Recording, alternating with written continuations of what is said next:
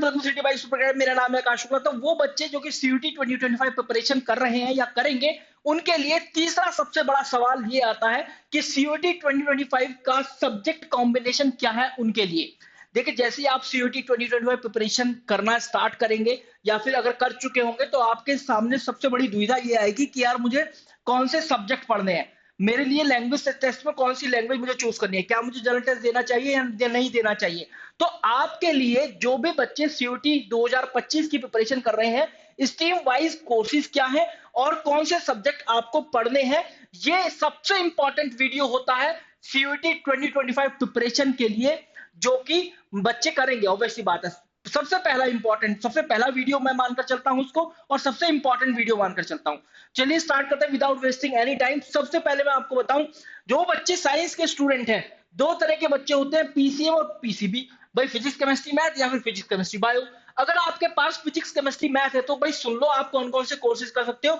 BSc honours के तो तमाम कोर्सेज आप कर ही सकते हो। आप मैनेजमेंट में भी घुस सकते हो, मैनेजमेंट में अपना करियर बना सकते हो। अगर आपके पास लीडरशिप स्किल्स है, आप एक एंटरप्रेन्योरशिप माइंडसेट रख सकते हो, और आपको अच्छा पैकेज चाहिए, काफी हाई पैकेज लगता है अच्छे अच्छे कॉलेजेस से, तो BBA, FIA, BMS, BBE, bachelor of business administration in financial investment analysis आप कर सकते हैं। BMS, bachelor of business economics, BBE कर सकते हैं।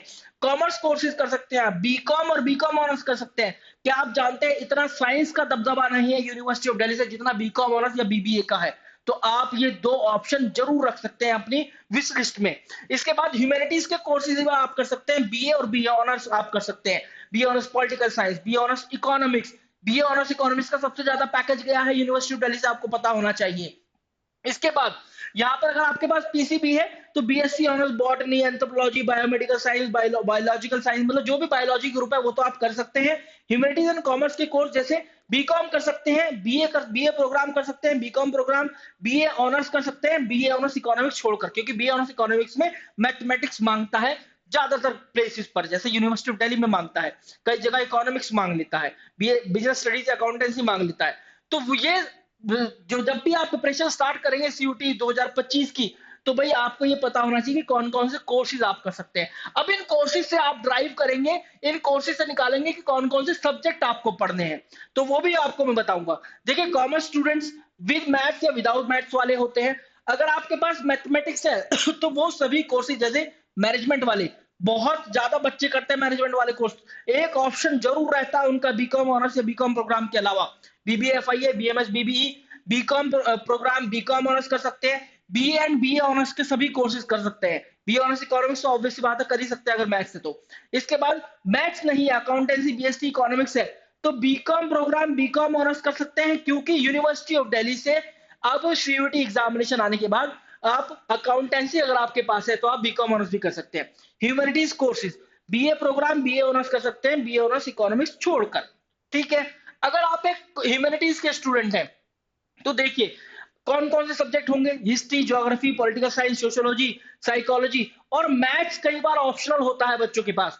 अगर मतलब किसी चांस से ये वाला वीडियो उन बच्चों के पास पहुंच गया मेरा, जो कि 11th में अभी आए हैं, तो वो maths as a optional subject choose कर रहे हैं, तो सोच भी रहे हैं, तो जरूर चूज करें, क्योंकि एक अपॉर्चुनिटी आपके पास बढ़ जाती है जब मैथ्स के लिए आप कॉमर्स के कोर्सेज ये कर सकते हैं।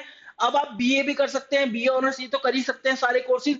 मैनेजमेंट वाले कोर्सेज कर सकते हैं, बीबीए, एफआईए, बीएमएस, बीबीई। लेकिन अगर मैथ्स नहीं है तो BCom programme, BA, BA honours कर सकते हैं, बीए ऑनर्स इकोनॉमिक्स को छोड़कर। तो ये सभी के सभी बच्चे जब भी जैसे सीयूटी 2025 प्रिपरेशन स्टार्ट करेंगे, तो पहला आपके सामने डाउट होना चाहिए कि यार मुझे कौन सा कोर्स करना है, किस यूनिवर्सिटी में जाना है, उसका एलिजिबिलिटी क्राइटेरिया क्या है। दूसरा ये कि सीयूटी 2025 प्रिपरेशन जैसे ही मैं स्टार्ट करूं, तो भाई मेरे को कौन से सब्जेक्ट टेस्ट चूज करने हैं, किस सब्जेक्ट टेस्ट में अपीयर होना है। तो भैया ये रहा सारा का सारा आपके सामने सार, बेस्ट सब्जेक्ट कॉम्बिनेशन।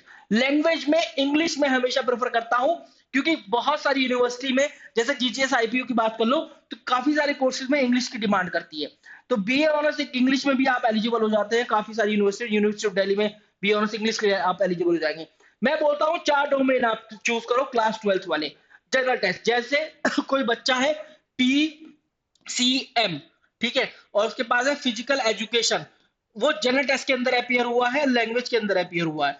अब किसी कोर्स का क्राइटेरिया इस तरीके से है कि लैंग्वेज टेस्ट बहुत ध्यान से सुनिएगा, कोई नहीं बताएगा अभी यूट्यूब पर आपको। हाँ, हमारे यहाँ से वीडियोस कॉपी होने लगती हैं, ऑब्वियस सी बात है, लेकिन मैं आपको सबसे पहले ये चीजें बताता हूँ। लैंग्वेज प्लस 4 डोमेन्स आप फिल करें, और माना किसी कोर्स का, मैं यहाँ बता रहा था आपको कोर्स का क्राइटेरिया, एलिजिबिलिटी क्राइटेरिया इस तरीके का है, प्लस 3 डोमेन, और फिर यहाँ पर एक जनरल टेस्ट।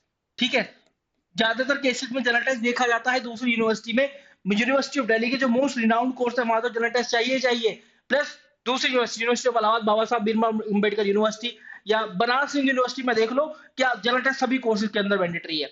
तो 3 डोमेन किस तरीके से, देखो लैंग्वेज का स्कोर उठा लिया यूनिवर्सिटी ऑफ दिल्ली ने। अब यहाँ पर अगर आपका 200 नंबर का मार्क्स है मैक्सिमम, तो यहाँ पर 180 आया, यहाँ 185 आ गया, यहाँ 190 आ गया, और यहाँ आ गया 195। ठीक है, और यहाँ पर 250 में से आपके 200 आ गए। तो भाई ये उठा लिया, यहाँ पर आपके आगे माना 198, तो ये उठा लिया लैंग्वेज में, जनरल टेस्ट में ये उठा लिया। अब 3 डोमेन किस तरीके से यूनिवर्सिटी कोई भी चूज करती है, बहुत ध्यान से सुनिएगा। सबसे पहले सबसे हाई वाले पे जाएगी, फिजिकल एजुकेशन उठा लेगी, फिर जाएगी इससे लो वाले पर, इससे लो वाला कौन सा है, 190, ये उठा लेगी, फिर मैथमेटिक्स उठा लेगी, फिजिक्स को कंसीडर ही नहीं करेगी, उसकी 3 डोमेन की रिक्वायरमेंट पूरी हो गई। तो इस तरीके से आप क्या है पॉसिबिलिटीज बढ़ा सकते हैं। अगर ये बच्चा, जो मैंने एग्जांपल लिया है, फिजिकल एजुकेशन में अपियर ना हुआ होता, तो फिर 15 नंबर से मार्क खा गया होता, 15 नंबर कम हो गए होते।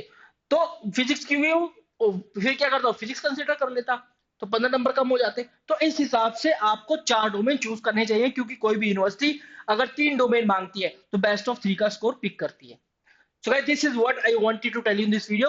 You guys can call on this number अगर आपको कोई भी क्वेरी है, you are preparing for CUT 2025 या फिर CUT 2025 की प्रिपरेशन आप स्टार्ट कर रहे हैं, तो फिर आपको इस नंबर पर कॉल करना चाहिए, और you can get free of cost counseling as well. ठीक है, and CUT.toprankers.com, CUT by Superget, CUT by Superget, you can join our social media channels as well. Thank you very much.